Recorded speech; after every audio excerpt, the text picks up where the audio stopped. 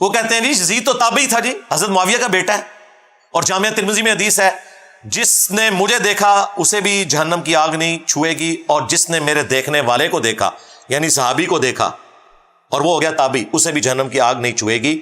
تو کہتے ہیں جی یزید تو بخشا بخشا ہے۔ واہ، بخشا بخشا ہے، پھر حجاج بن یوسف بھی بخشا بخشا ہے، وہ تابعی نہیں ہے؟ جتنے جھوٹے راوی ہیں میجورٹی ان کی تابعین میں موجود ہے، قانوناً وہ تابعی تھے، ظاہر ہے کلمہ گو تھے۔ خوارج کون تھے؟ تابعین ہی تھے، اہل قبلہ تھے، اہل کلمہ تھے، مولا علی نے انہیں کافر نہیں کہا۔ ہاں، پوچھا گیا کافر ہے مصنف ابن ابی شیبہ میں، کہا نہیں کافر نہیں ہے۔ پوچھا گیا منافق ہے، کہا منافق نہیں ہے۔ منافق تو بڑا تھوڑا ذکر کرتے ہیں اللہ کا، یہ تو اتنی لمبی نمازیں پڑھتے ہیں۔ پوچھا گیا پھر کیا ہے؟ ظاہر ہے جب کافر نہیں منافق نہیں تو پھر مسلمان ہی ہے۔ ان کا یہ ایک گروہ ہے جنہوں نے ہم سے بغاوت کی ہے، ہم میں سے نکلا ہوا ایک گروہ ہے۔ تو خوارج بھی تابعین ہے، لیکن مسند احمد میں موجود ہے نبی علیہ السلام نے کہا کہ خوارج جہنم کے کتے ہیں۔ کیوں؟ اپنے اعمال کی وجہ سے۔ تو اس طرح نہیں کوئی فضیلت ثابت ہو جاتی۔ حجاج جو اتنے صحابہ کا قاتل ہے اسے آپ تابعی کہیں گے؟ تابعی تو ہے قانوناً، وہ ظاہر مسلمانوں کا گورنر تھا۔ لیکن مسلم شریف اٹھا کے دیکھیں، اسماء بنت ابی بکر نے کہا تھا حجاج ہم نے نبی علیہ السلام سے سنا تھا کہ بنو ثقیف میں ایک کذاب ہوگا اور ایک ظالم، کذاب تو ہم دیکھ چکے، ظالم تو ہے، یہ فضیلت ہے، لو سامو۔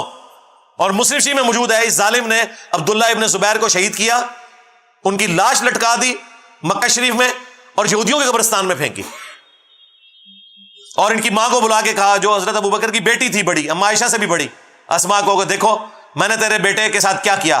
تو انہوں نے فرمایا کہ تو نے میرے بیٹے کی دنیا برباد کی، میرے بیٹے نے تیری آخرت برباد کر دی ہے۔ ظالم انسان، یہ مسلم شریف ہے، مولانا شریف نہیں ہے۔ تو حجاج بھی پھر تابعی ہے، اسے بھی جہنم کی آگ نہیں چھوئے گی۔ نہ انہیں قرآن کا پتہ، نہ انہیں سنت کا فہم، نہ انہیں فقہ آتی ہے، صرف ایک بنو امیہ کی چاکری کرنی ہے، چاہے انہیں قرآن و سنت کا انکار کرنا پڑے، جھوٹی روایتیں گھڑنی پڑے، انہوں نے گھڑنی ہے، جو واضح احادیث ہے ان کا انہوں نے انکار کرنا ہے۔ اس طریقے سے یہ لوگ لے کے چلتے ہیں۔ اچھا، مزے کی بات میں آپ کو بتاؤں، آج سے آلموسٹ 800 سال پہلے امام ابن جوزی گزرے ہیں رحمہ اللہ تعالی، المتوفى 597 ہجری۔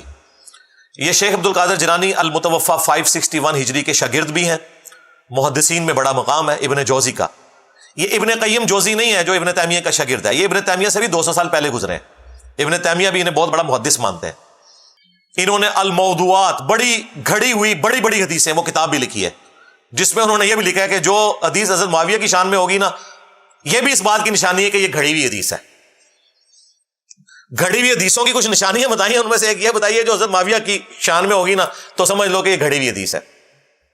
اب یہ بہت بڑے محدث ہیں۔ ان کے زمانے میں ایک ناسبی تھا عبد المغیث، اس نے یزید کے فضائل کے اوپر کوئی رسالہ لکھا، تو ابن جوزی غصے میں آئے، انہوں نے ایک کتاب لکھی جو کتاب محدثین کے ہاں اتھینٹک مانی جاتی ہے۔ ابن تیمیہ نے بھی اس کی تعریف کی ہے، ابن کثیر نے بھی کی ہے۔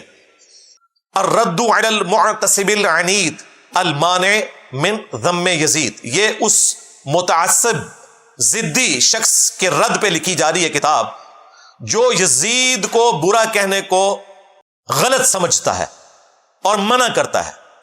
اس زمانے میں ایک یزیدی تھا عبد المغیث، اس کے رد پہ پھر انہوں نے طبیعت صاف کی ہے ان لوگوں کی۔ اس میں جب ایک دلیل یہ لی گئی نا کہ یزید جو ہے وہ حضرت معاویہ کا بیٹا ہے اور حضرت معاویہ کے لیے ترمذی میں روایت ہے اے اللہ اسے ہادی اور مہدی بنا، انہوں نے کہا یہ تو روایتی جعلی ہے، اس کی بنیاد کے اوپر تم یہ کلیم کر رہے ہو کہ ان کا یہ ڈیسیژن کرنا کہ یزید کو انہوں نے خلیفہ صحیح بنایا تھا، انہوں نے کہا یہ تو روایتی جعلی ہے۔ پھر انہوں نے روایت کے اوپر بحث کی، میں نے تو بخاری مسلم سے ثابت کیا یہ فٹ ان ہی نہیں بیٹھتی، حضرت معاویہ کے دور میں جو جو کام ہوئے ہیں اس میں تو یہ دعا فٹ ان نہیں بیٹھتی۔ پھر انہوں نے کہا کہ اگر یہ حدیث کوئی صحیح بھی مانتا ہے تب بھی کوئی گارنٹی نہیں کہ نبی علیہ السلام کی یہ دعا قبول ہوئی ہو، کیونکہ نبی علیہ السلام کی کئی دعائیں اللہ نے واپس بھی کی ہیں، بخاری مسلم میں آئے، آپ نے دعا کی تھی کہ میری امت آپس میں نہ لڑے، اللہ تعالیٰ نے واپس کر دی۔ انہوں نے کہا کیا گارنٹی ہے؟ پھر ابن جوزی نے اتنا سخت جملہ لکھا، انہوں نے کہا اس سے بڑی کیا دلیل ہے، اگر حضور کی یہ دعا حضرت معاویہ کے حق میں قبول ہوئی ہوتی بقول تمہارے، اگر یہ روایت ثابت ہے تو حضرت معاویہ جنگ صفین میں حضرت علی کے مقابلے پہ آتے، یہ ہادی اور مہدی ہونا ہے کہ خلیفہ وقت کے خلاف کھڑے ہو گئے۔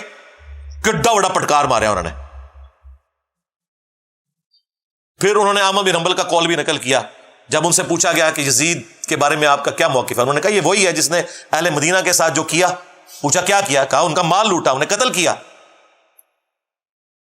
تو شاگرد نے کہا صحابی کا بیٹا ہے, حدیث لے لی جائے. انہوں نے کہا حدیث کیا, ایک حدیث بھی اس سے نہیں لینی. اسی لیے دیکھ لیں ذخیرہ حدیث میں صحابہ کرام کی اولاد کی حدیثیں موجود ہیں. حضرت معاویہ 40 سال تک حکمران رہے ہیں, 20 سال تک گورنر اور اگلے 20 سال مکمل طور پہ حکمرانی. بیچ میں ایک حضرت علی والا پیریڈ تھا, اس کے بعد 20 سال یہی حکمران رہے نا صلح حسن کے بعد. 40 سال جس کا باپ مسلمانوں کا حکمران رہا ہے, اس کے بیٹے نے ایک حدیث بھی روایت نہیں کی ہے اور نہ محدثین نے اسے نقل کیا ہے. کیونکہ احمد بن حنبل کہتے ہیں اس سے کیا حدیث لوگے.